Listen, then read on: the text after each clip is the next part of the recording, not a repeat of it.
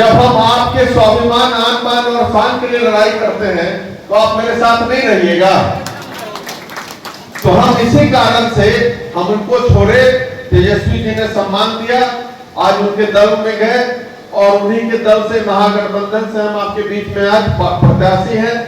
लोगों को कुछ कुछ बोलने लगे कि ये वोट देगा, वो नहीं देगा। भाई इस बार यहाँ पे लड़ाई ही नहीं है, दो ध्रुव था और जो एनडीए था 80% 90% एनडीए के कार्यकर्ता को हम लोग बनाए हैं और हम लोग उनसे हैं और हम लोग उनको जोड़े हैं। उनके कृपा से हम लोग जीते आए हैं और सब लोग यहाँ पे हैं। एक दो को छोड़िए जिनका कोई वजूद नहीं है, वो खाने कमाने के लिए इधर उधर दौड़ते हैं। 95% लोग जो हम लोग से जुड़े हुए थे वो सब आज यहाँ पे आए हैं और वो सारे कार्यकर्ता लोग सारे आज समझ लीजिए कि हजारों के संख्या में एनडीए के कार्यकर्ता आज के दिन में राजद ज्वाइन कर लिए हमारे साथ में। इतिहास हो गया, परबत्ता एनडीए विहीन हो गया। जब रोड जाम करने गया था, अभी कुछ हुआ था ना जी, तो 10 आदमी था रोड जाम करने वाला भाजपा का, देखे थे ना रोड पे। उनके पास आदमी नहीं है, बस खाली बोली है। हिंदू मुस्लिम उल्टा पुल्टा बात करके लोगों को गुमराह करते हैं।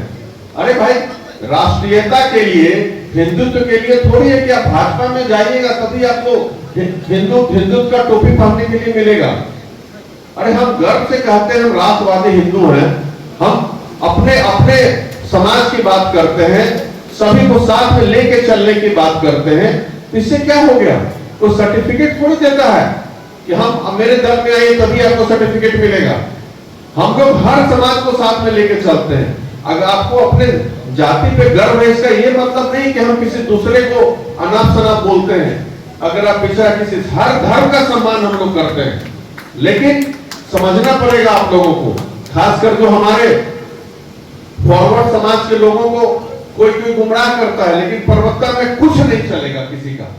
परबत्ता के लोग बहुत सजग हैं, सब समझ गए हैं क्या अच्छा है क्या बुरा है।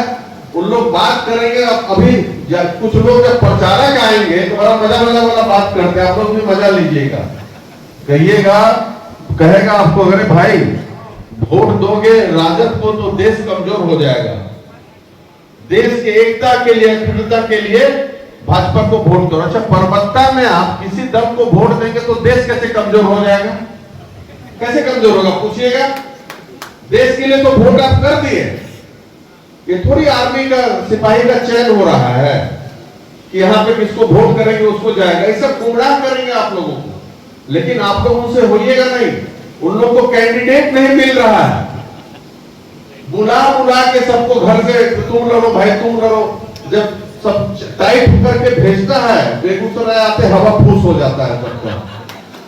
पटना से टाइट करता है सब, भाई चलो हम सिरिंज देते हैं, इंजेक्शन देते हैं, तुम टाइट होके जाओ। मल्टीविटामिन का शॉट देके भेजा जाता है। यहाँ तक खगड़िया पहुंचते पहुंचते इतना जगह फोन करता है, 90% नेगेटिव जवाब मिलते, वापस घूम जाता है कि नहीं भाई हम नहीं लड़ेंगे। क्या है, जिस और जहां पे विधायक को और मंत्री को जो काम नहीं करता है, आप देखें ना, जनता पे तो ताकतवर है।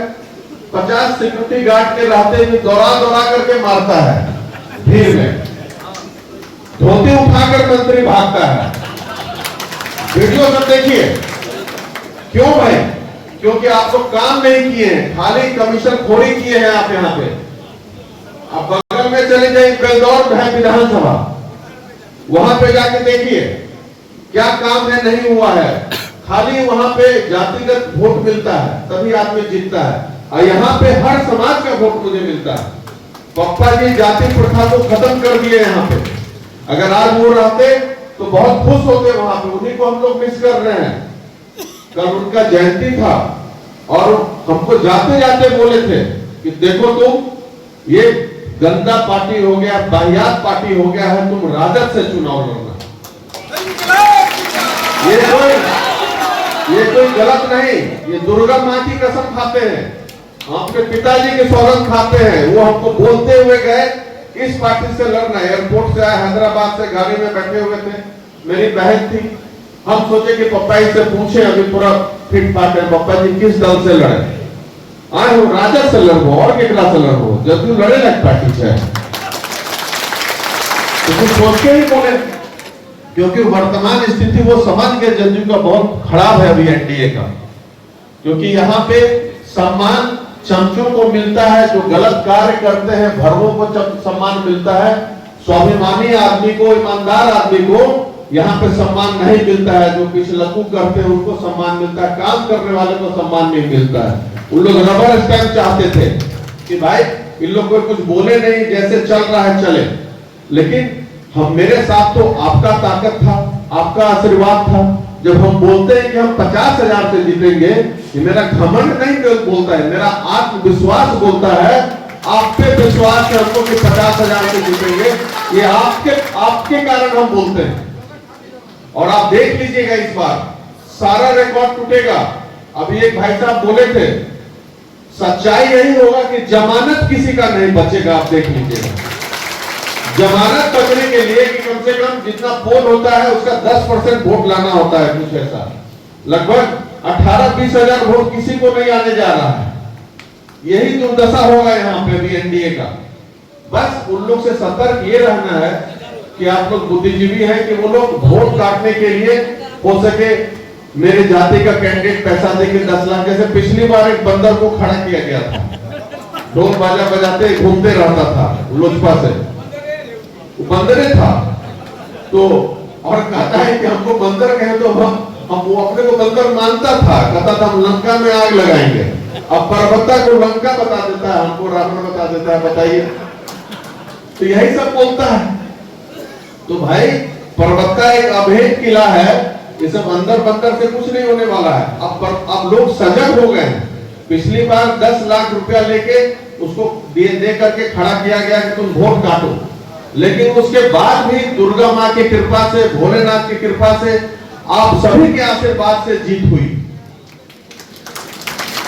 तो जब उस विपरीत परिस्थिति में जीत गए, अब तो जीते हुए हैं, एक फॉर्मेलिटी है चुनाव का, उसको करने के लिए हम लोग जा रहे हैं, लेकिन इसको भी बुलंदी से करना है। यही आप लोगों से आग्रह है कि हम लोग कहीं चूक नहीं हो सिस्टमैटिक ढंग में। उसमें क्या है कि हम लोगों को देखिए भाई पोलिंग परसेंटेज बढ़ाना होगा। पहले राजद का पोलिंग परसेंट नहीं बढ़ता था, क्या है कि हर जगह 1-2 आदमी हम लोग के बूथ में लगा देते थे रोकने के लिए, तो कहां से बढ़ेगा? उठल पटक होते होते 55 होते सूझ जाता था सब, गाली गलौज करके सब। अब तो वो नहीं होगा, टोटा हम लोग नहीं लगाएंगे। अब तो हम लोग सब मिल गए हैं, अब तो 80% पोल होगा ना पूरे में। अब तो 80% करना होगा राजनीति सबको हर बूथ पे। उसके लिए थोड़ा सब लोगों जो गांव से आएंगे, जो बाहर काम करते हैं, वो आएंगे तो उनको ध्यान रख करके उनको रोकना पड़ेगा आप लोगों को कि छठ पूजा के जो आएंगे कि भाई 6 तारीख को वोट देके ही जाए। अब भाजपा वाले क्या किए हैं, जो जहां कंपनी में काम करता था उनको कंपनी के थ्रू उन लोगों को पैसा दिलवाया गया है, हर परिवार को 5-5 हजार रुपया। जान जाइए, सबका लिस्ट निकाल करके, अगर कोई अहमदाबाद में है तो देख लिया, बिहार का है तो उसको पैसा दो, कोई गुजरात में है, अहमदाबाद में है तो कोई महाराष्ट्र में है, हर जगह सिस्टमैटिक वे में। लेकिन इन लोग भी बुद्धिमान हैं, वो सोचेंगे जरूर, अरे गधा समझा है क्या, 20 साल के शासन के दुर्दशा के कारण ही तो उनको अहमदाबाद और गुजरात जाना पड़ रहा है। अगर परिवार को छोड़ के 20 साल मामूली समय नहीं है। हम 4 साल से बियाडा का 100 एकड़ जमीन हम दिलवा दिए हैं नेशनल हाईवे पे इंडस्ट्रीज के लिए। आप जानते हैं सिंगल विंडो सिस्टम कहने का है कि एक बार आप जाइए अप्लाई कीजिए, हर जगह पदाधिकारी पैसा मांगता है नीचे से ऊपर तक, कि कोई भी इन्वेस्टर आता है भाग जाता है कि भाई क्या इन्वेस्ट करेंगे यहाँ पे, इसी के लिए दूसरे राज्य चला जाता है। हम आपको बता रहे हैं 80-80 हजार करोड़ का घोटाला किया है।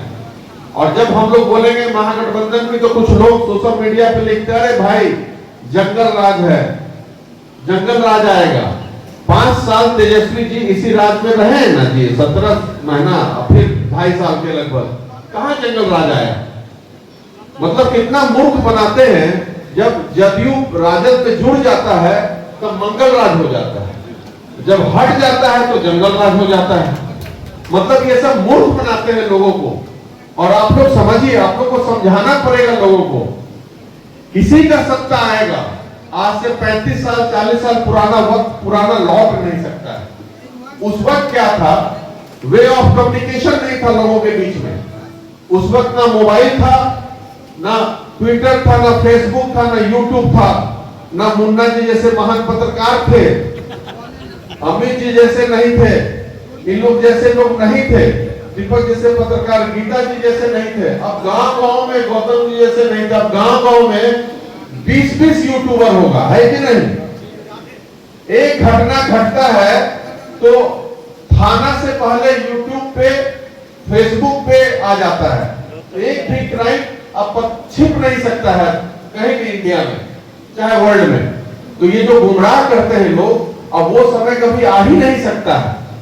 तो आप लोग निश्चित रहे, हम लोग का यही टीआरपी है, पिताजी का भी, चाहे किसी समाज का हो, हम लोग क्राइम्स और क्रिमिनल्स को हम लोग अपने से दूर रखे हैं आज तक और अंतिम दम तक रखेंगे, चाहे किसी समाज का हो। आप देखिएगा कि जो हमारे विरोध में जो बोलता है, कहीं कहीं कुछ बोलता होगा, उसको थोड़ा कान में पूछिएगा, क्रिमिनल हिस्ट्री ले लीजिएगा है कि नहीं। आम इंसान वो विरोध करेगा ही नहीं, कोई क्रिमिनल ही विरोध करता है। उनको लगता है भाई हम लोग का चलने नहीं देते हैं, वो तो आगे भी नहीं चलने देंगे, हम लोग तो आगे भी नहीं चलने देंगे। शांति स्थापित जैसे था वैसे ही रहेगा, कोई क्राइम करके बच नहीं सकता है परबत्ता विधानसभा में। इसलिए हम आग्रह करते हैं कि भाई कोई क्राइम कीजिए ही नहीं, इससे शांति से रहिए, सब लोग खुशी रहिए, अच्छे से अपना अपना काम करें। तो आप लोगों को, पब्लिक को समझाना है ये चीज जाकर के कि भाई कोई सिनेरियो नहीं बदल रहा है। और हमको तो छोड़िए, तेजस्वी जी इतने स्ट्रिक्ट आदमी हैं कि किसी पे अगर कोई जान जाते हैं कोई क्रिमिनल नहीं हो तो पहले ही भगा देते हैं। हम तो देखे वहां से मिलते ही नहीं है। और आज दिन में देख लीजिएगा, एनडीए में ज्यादा क्रिमिनल शूटर जो मर्डर है सब एनडीए से टिकट लेकर चुनाव लड़ रहा है।